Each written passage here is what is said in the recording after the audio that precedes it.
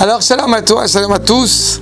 Cette semaine, la paracha de Mishpatim, qui s'avère être aussi Shabbat Shkalim. On va essayer d'évoquer quelques petits éléments.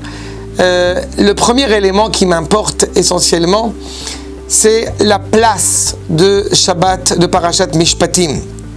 Parashat Mishpatim, il semble qu'au niveau du temps, elle se situerait avant le don de la Torah, c'est-à-dire avant la paracha de Yitro. Alors évidemment, nous avons coutume de dire En Mugdar Meuchar Batorah, n'est-ce pas, comme nous enseignent nos maîtres, la place chronologique de telle ou telle paracha n'est pas tellement fonctionnelle, n'est pas tellement importante. Et pourtant, nos Rachamim ont fixé cette parashat Mishpatim après la paracha Yitro, et je voudrais m'attarder quelques secondes sur ce point.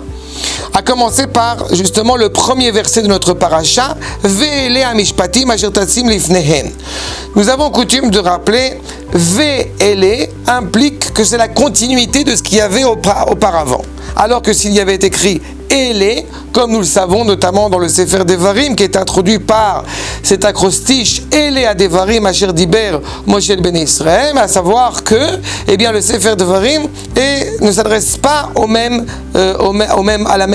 peuple, si je puis dire, au peuple juif, mais pas à la même période. Le Sefer Devarim, comme vous le savez, s'adresse au peuple juif qui va rentrer en Eretz Israël, donc avec les enseignements fondamentaux à l'approche de s'intégrer, de rentrer sur notre terre. Donc il est d'une certaine manière en cisure avec ce qui avait été dit auparavant.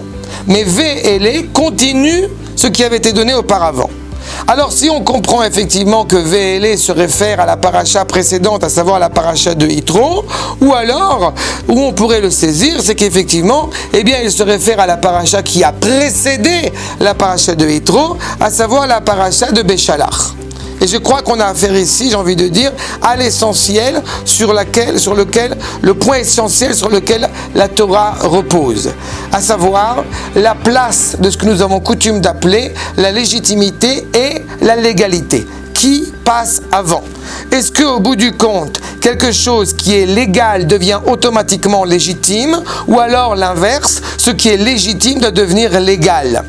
Si nous nous plaçons par rapport à la paracha de Yitro, l'interdiction d'assassiner qui est clairement évoquée dans la paracha de Mishpatim, alors nous allons évoquer l'idée d'un assassinat ou d'un meurtre commis par inadvertance. On pourrait être surpris. Pourquoi est-il fondamental dans ce cas-là de parler d'un meurtre alors que justement la paracha précédente, nous avons mis en exergue l'interdiction d'assassiner? La réponse est la suivante. Nous devons être attachés justement à un idéal. Ce qui est justement un idéal moral, c'est toute sa légitimité, et cette légitimité doit devenir légale.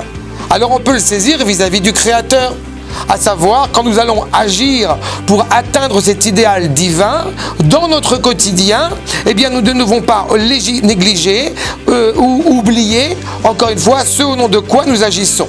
À savoir, je répète, la légitimité doit devenir légalité.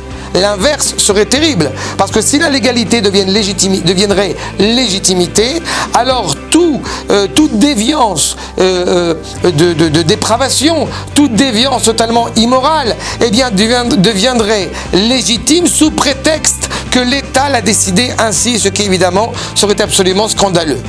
Mais quand on se réfère à la paracha de Mishpatim, qui peut-être suivrait, si elle était avant la paracha de Yitro, elle suivrait la paracha de Béchalach, alors nous avons affaire à un autre événement pas moins important, qui est l'événement justement de la rencontre avec Amalek, où il est expressément demandé à Yoshua d'aller se battre contre Amalek.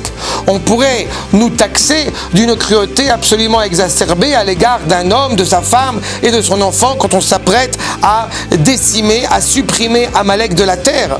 Mais justement, la présence d'Amalek est une antithèse avec cet idéal moral, cet idéal du bien auquel Israël, auquel Akadosh Baruch Hu, auquel Dieu justement se réfère.